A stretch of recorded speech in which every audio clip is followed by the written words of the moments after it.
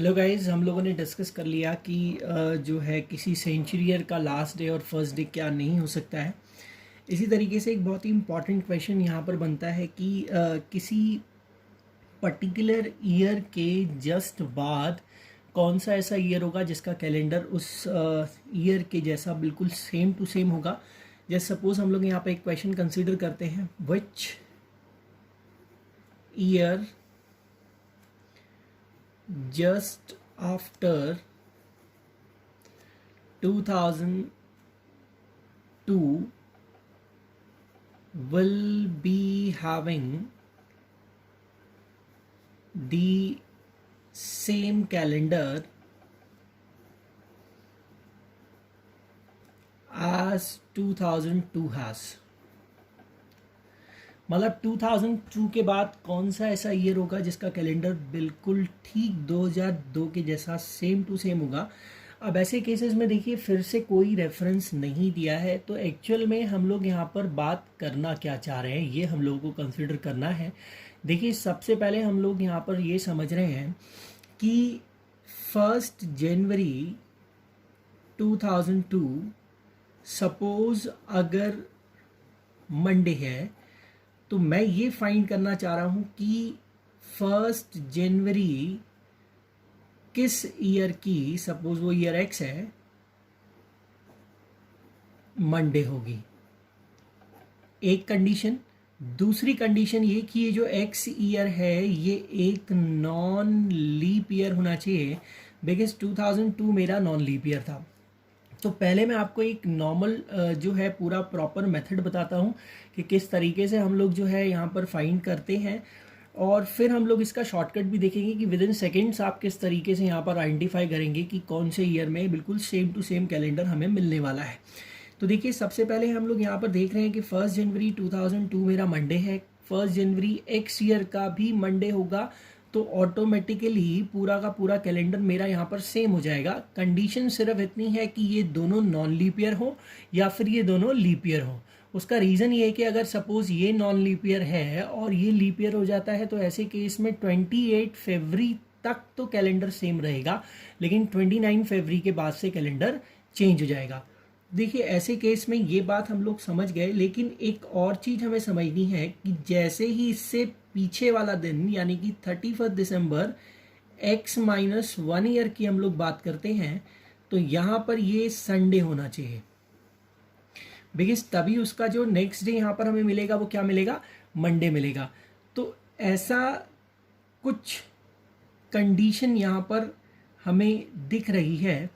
तो हम लोगों को सबसे पहले ये अपने दिमाग में पिक्चर सेट कर लेनी चाहिए कि 2002 से हम लोग स्टार्ट कर रहे हैं, किसी ईयर के एंड होते ही मुझे संडे मिलता है, तो उसकी अगला जो दिन होगा उसमें जो 1 जनवरी होगी वो मुझे मंडे देगी।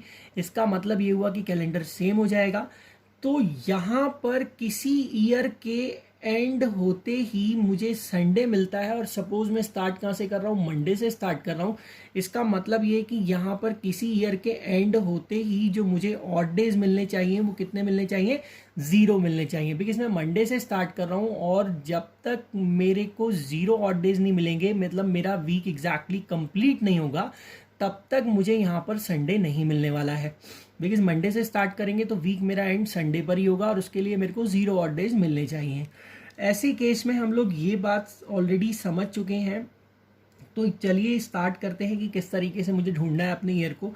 तो 2002 में यहाँ पर सबसे पहले क्रॉस करता हूँ। देखिए 2 में जो मुझे है 1 ऑड डे मिलेगा, इसी तरीके से 3 में भी 1 मिलेगा, 4 में 2 ऑड डेज होंगे, 5 में 1 ऑड डे होगा, 6 में 1 ऑड डे होगा, 7 में 1 ऑड डे होगा।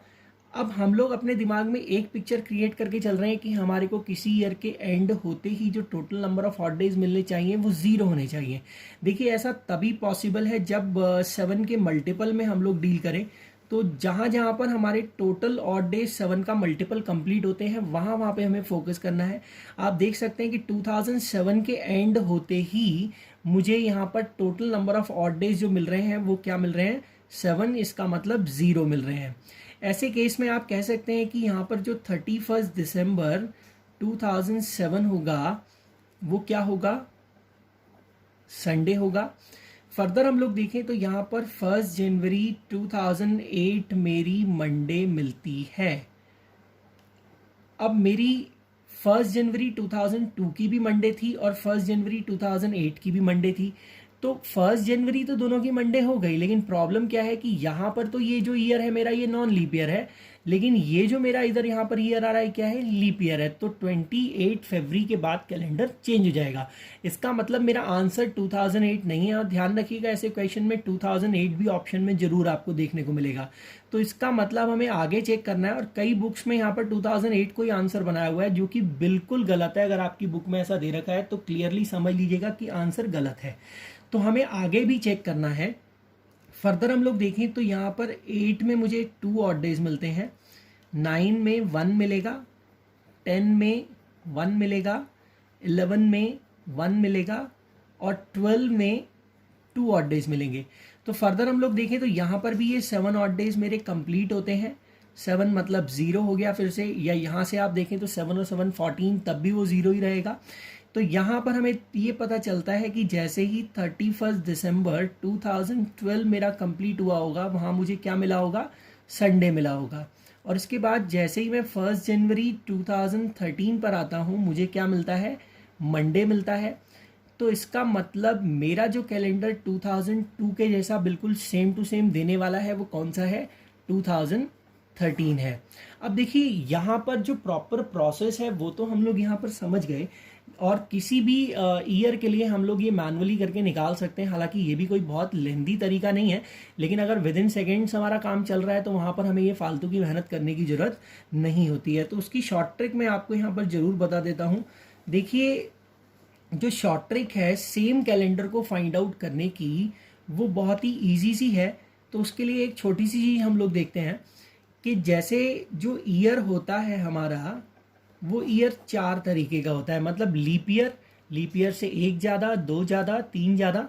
तो मैं उसको कुछ इस तरीके से डिनोट कर देता हूँ कि सपोज ईयर मेरा L+1 की फॉर्म का हो सकता है, L+2 की फॉर्म का हो सकता है, L+3 की फॉर्म का हो सकता है और L+4 की फॉर्म का हो सकता है। यानी कि लीप ईयर खुद हो जाएगा, ठीक है ना, यानी कि लीप ईयर खुद हो जाएगा। तो फर्दर हम लोग यहाँ पर देखें तो किसी भी ईयर को हम लोग कुछ इस तरीके से डिनोट कर सकते हैं कि लीप ईयर से 1 ज़्यादा, लीप ईयर से 2 ज़्यादा, लीप ईयर से 3 ज़्यादा और लीप ईयर खुद। तो अगर मेरा बाद वाला ईयर मुझे निकालना है जिसका कैलेंडर सेम टू सेम किसी दिए हुए पर्टिकुलर ईयर की जो है तरीके का होगा बिल्कुल, तो ऐसे केस में अगर आपका कोई ईयर है L+1 की फॉर्म का है, तो ऐसे केस में जो आपको सेम कैलेंडर मिलेगा वो 6 ईयर्स के बाद मिलेगा। फर्दर हम लोग देखें तो L+2 के लिए हमें जो सेम कैलेंडर मिलता है वो 11 ईयर्स के बाद मिलता है, और फर्दर हम लोग देखें तो L+3 के लिए जो हमें सेम कैलेंडर मिलता है वो भी 11 ईयर्स के बाद मिलता है। उसका रीज़न भी मैं अभी आपको बताता हूँ। और लीप ईयर के केस में जो मुझे टोटल जो सेम कैलेंडर मिलता है वो 28 ईयर्स के बाद मिलता है। ध्यान रखिएगा कि ये आफ्टर ईयर के लिए होता है। इसको यूज़ करने का तरीका मैं आपको एक्सप्लेन कर देता हूँ। जैसे देखिए यहाँ पर 2002 की हम लोग बात कर रहे थे, तो 2002 जो है मेरा वो L+2 की फॉर्म का है। आप देख सकते हैं कि लीप ईयर से 2 ज़्यादा है। तो ऐसे केस में मुझे L+2 में 11 ईयर्स के बाद सेम कैलेंडर मिलेगा। तो आप यहाँ पर देख रहे हैं कि 2013 ही मेरा आंसर आ रहा था। सीधा आप जो है 5 सेकेंड्स में अपना आंसर मार्क कर सकते हैं। ऐसे केस में एक चीज़ हमको समझनी है कि ये ऐसे ईयर्स हम लोग क्यों रख रहे हैं। उसका रीज़न ये पर्टिकुलर फॉर्मेट ही है। बिकॉज मान लीजिए कि अगर आपका यहाँ पर ईयर जैसे 2002 है, तो 2002 L+2 की फॉर्म का है। अगर सपोज यहाँ पे 2010 होता, तब भी ये सीरीज और पूरा नंबर का सीक्वेंस ऑड डेज का जो है यहाँ पर ये सेम इसी पैटर्न में चलता, ठीक है ना। तो इसलिए हमने यहाँ पर जनरलाइज कर लिया ईयर्स को। अगर 2002 है तो भी यही सीरीज बनती, बिकॉज वो L+2 की फॉर्म का है। 2010 है, वो भी L+2 की फॉर्म का है, तो भी ये सीरीज सेम बनती।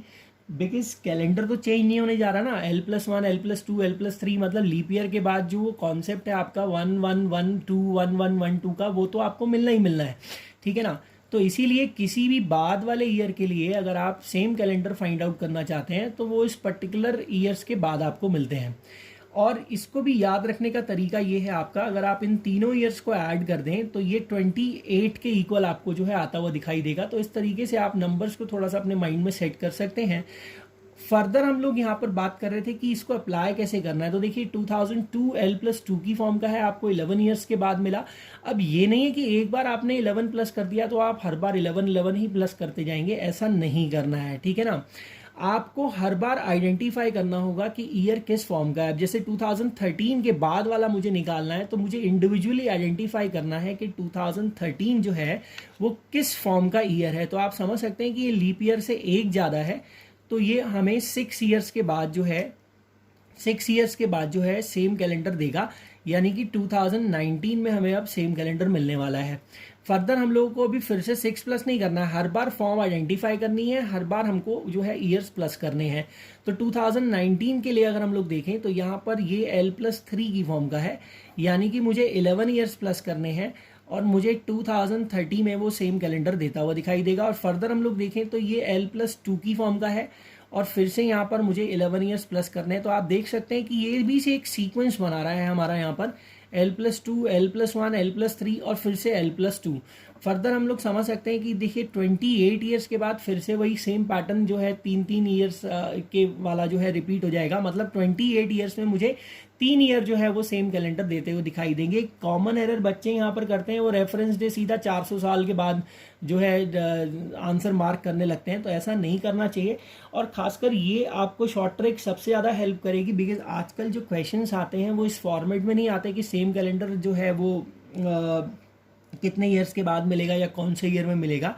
आजकल क्वेश्चन कुछ इस तरीके से आता है कि how many of the following statements are true, तो उसमें वो लिख देता है कि 2002 is having the same calendar as 2013, 2013 is having the same calendar as 2018। तो आपको बार बार चेक करना पड़ता है। तो इससे जो फॉर्मेट है इस तरीके के क्वेश्चंस का, उसमें सबसे इजीली आप जो है ये सेम ट्रिक अप्लाई कर सकते हैं, आप फटाफट क्रॉस चेक कर सकते हैं।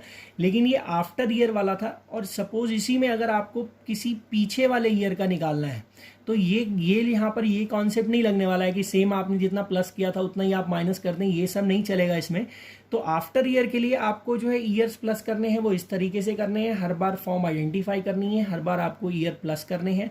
बिफोर ईयर के लिए अगर आप फाइंड आउट करना चाहते हैं तो बिफोर ईयर के केस में आपको हर बार फॉर्म आइडेंटिफाई करनी है, हर बार जो है ईयर माइनस करने हैं। लेकिन माइनस करने के लिए ये सेम जो है 6, 11, 11 का कॉन्सेप्ट नहीं लगता है। ऐसे केस में ये सीरीज एक तरीके से रिवर्स हो जाती है, मतलब यहाँ पर आप 11 ईयर्स माइनस करेंगे, यहाँ पर भी आप 11 ईयर्स माइनस करेंगे और यहाँ पर आप 6 ईयर्स माइनस करेंगे। और लीप ईयर के केस के लिए तो 28 ही रहेगा, मतलब 28 आगे 28 पीछे, इसमें तो कोई डाउट नहीं है। लेकिन अगर पीछे वाला कोई ईयर जो सेम कैलेंडर हम लोगों को निकालना है तो वो हमें इस तरीके से कुछ यहाँ पर करना होगा। फर्दर हम लोग समझ सकते हैं कि सपोज मैं करके भी आपको दिखा देता हूँ, छोटी सी जगह नहीं बची है, यहीं पे करके दिखा देता हूँ कि देखिए अगर मान लीजिए यहाँ पर मुझे 2002 के लिए निकालना होता, ठीक है ना, ध्यान रखिएगा 2002 के लिए निकालना होता तो 2002 मेरा 11+2 की फॉर्म का है और 11+2 की फॉर्म के लिए मुझे 11 ईयर्स पीछे जाना पड़ता है। तो 11 ईयर्स यहाँ से हम माइनस कर देंगे, तो 11 ईयर्स माइनस करने पर हमें यहाँ पर 1991 मिल जाएगा। तो इसमें हमें सेम कैलेंडर मिलने वाला है। तो फर्दर अगर हम फाइंड करना चाहते हैं, फिर से हमें फाइंड करना होगा कि ये हमारा L+3 की फॉर्म का है और L+3 के लिए मुझे 6 ईयर्स माइनस करने हैं, and so on. Her bar year identify करेंगे, हर बार माइनस करेंगे, और हर बार ईयर आइडेंटिफाई करेंगे, हर बार ईयर प्लस करेंगे, ठीक है ना। तो ये सेम लॉजिक यहाँ पर लगता है, आप चाहे तो इसका स्क्रीनशॉट ले सकते हैं। फर्दर एक चीज़ और मैं आपको यहाँ पर क्लियर कर दूँ कि ये शॉर्ट ट्रिक सिर्फ वहीं पर लगती है जहाँ पर कोई ऐसा ईयर जो है उस जैसे यहाँ पर हम देख रहे हैं कि 2002 था और उसके बाद हमने जो है ईयर फाइंड करना था। तो यहाँ पर ध्यान रखिएगा कि ये ट्रिक वहाँ पर नहीं लगेगी जहाँ पर कोई सेंचुरी ईयर ऐसा आ जाता है जो कि लीप ईयर नहीं है। बहुत ध्यान से सुनिएगा, कोई ऐसा सेंचुरी ईयर बीच में आ जाता है जो लीप ईयर नहीं है उस पर्टिकुलर पीरियड में, तो ये ट्रिक नहीं लगेगी। कहने का मतलब ये कि अगर यहाँ पर आपसे कह देता कि बताइए 1897 के बाद कौन सा ऐसा ईयर होगा जिसका कैलेंडर सेम टू सेम रहने वाला है, तो 1897 के केस में आप समझ सकते हैं कि बीच में अभी 1900 पड़ेगा, ठीक है ना। और 1900 जो होगा वो हमारा ऐसा जो है सेंचुरी ईयर है जो कि लीप ईयर नहीं है। तो इस केस में हम लोग ये सीधा सीधा शॉर्ट ट्रिक अप्लाई नहीं कर सकते कि ये L+1 की फॉर्म का है और आप यहाँ पर 6 ईयर्स के बाद आंसर कर दें। बिकॉज उसका रीज़न ये है कि यहाँ पर ये जो पैटर्न है ये ब्रेक हो जाता है, ठीक है ना। बिकॉज यहाँ लीप ईयर होगा, वहाँ पर आपको 2 की जगह 1 ऑड डे मिल रहा होगा। तो ऐसे में मेरा आपको सजेशन यही है कि अगर कोई ऐसा सेंचुरी ईयर बीच में आता है जो कि लीप ईयर नहीं है तो आप इस मैनुअल तरीके से ही कीजिएगा। बिकॉज इसका शॉर्ट ट्रिक जो है वो डेवलप नहीं किया जा सकता, कई सारे वेरिएशंस हैं उसमें। तो उसके लिए अच्छा यही है कि आप मैनुअली कीजिए। लेकिन मैंने अभी तक बहुत ही रेयर चांस देखा है कि कोई क्वेश्चन ऐसा बना हो कि इंडिविजुअली उसको इस पे फोकस किया गया हो कि बीच में एक ऐसा ईयर रखें जो सेंचुरी ईयर है और वो लीप ईयर नहीं है। तो ये बातें हमें ध्यान रखनी है। जैसे हमने यहाँ पर 2002 से पीछे की बात की, 1991 में आया जो है यहाँ पर। तो ऐसे केस में आप समझ सकते हैं कि यहाँ पर 2000 जरूर पड़ रहा है जो कि सेंचुरी ईयर है, लेकिन वो एक लीप ईयर है, तो इसलिए यहाँ पर कोई प्रॉब्लम नहीं आई थी, ठीक है ना। तो ये था कॉन्सेप्ट हमारा कि किसी पर्टिकुलर ईयर के कितने ईयर्स के बाद और पहले हमें सेम कैलेंडर मिलने वाला है।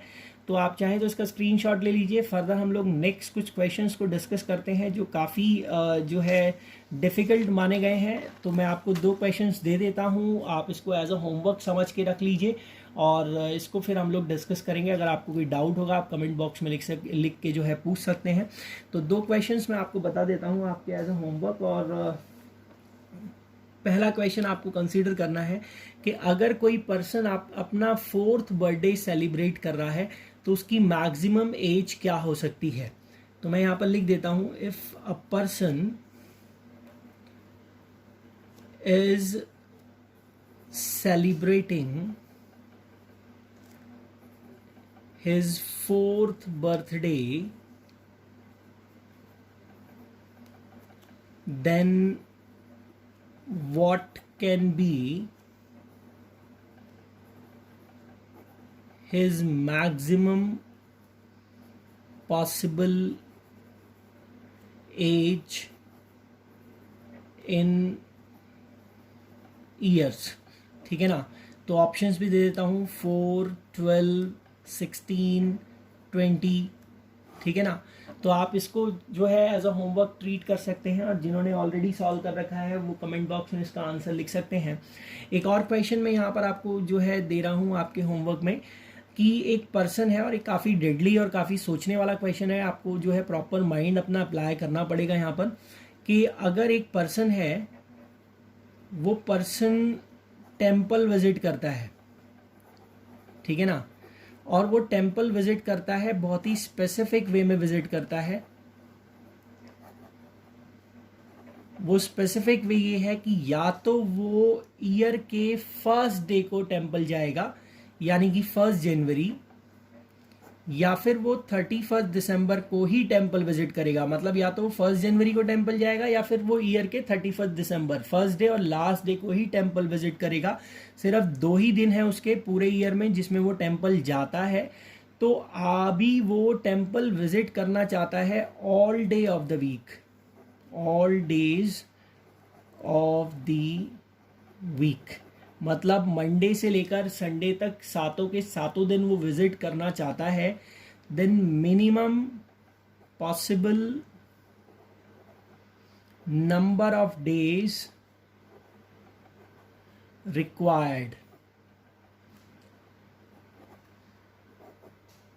फॉर दिस टास्क, टास्क ही हो गया एक तरीके का, टू बी कंप्लीटेड। अब इसमें ये मत कहिएगा कि 7 दिन में हो जाएगा, ठीक है ना। अगर वो 1 जनवरी को जा रहा है, सपोज 1 जनवरी आपका मंडे है और आपका 31 दिसंबर जो है वो भी मंडे होने वाला है, तो यहाँ पर उसने एक ही दिन विजिट किया और उसको 365 डेज लग गए, ठीक है ना। इस तरीके से कंसिडर कीजिएगा इस क्वेश्चन को। तो आप जो भी इसको फाइंड कर लें वो कमेंट बॉक्स में इसका आंसर लिख दें और फर्दर हम लोग जो है किसी नेक्स्ट टॉपिक में आपके साथ मिलेंगे। Till then bye bye, thank you, keep watching, keep listening and see you guys in the next video. Thank you.